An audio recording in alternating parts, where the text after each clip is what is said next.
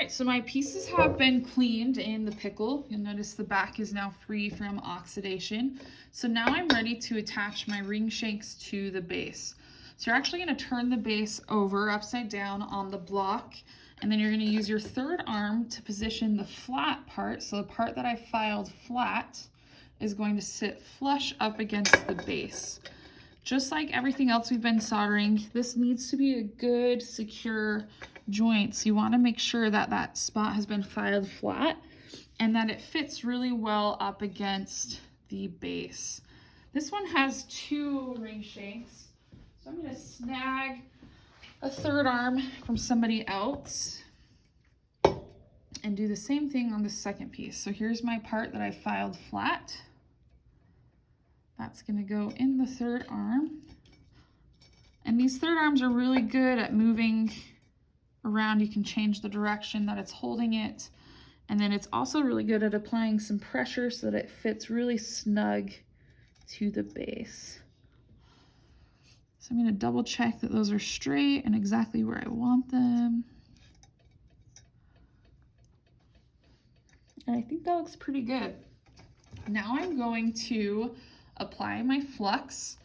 So you're always going to be using flux throughout the entire process. And at this stage, we're going to use easy solder. So since this is the last part that we will be soldering, we're going to use the easy solder because it takes the least amount of heat so that we don't remelt what we've already soldered. And that has way too much solder, so I'm going to take some off. Okay, so I've put the solder on the outside of the bands, and then I'm going to apply heat on the opposite side to draw the solder through. Remember, solder flows towards the heat. So we got our flame.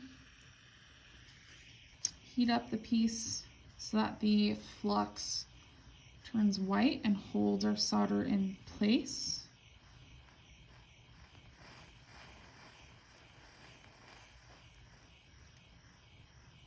Okay, now I can apply heat from the opposite side to pull my solder through the joint.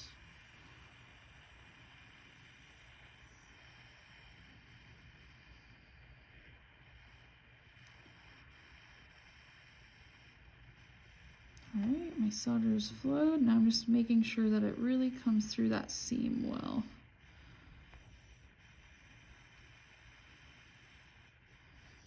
Okay, now I'm going to go on this side and do the same thing. Pull my solder through.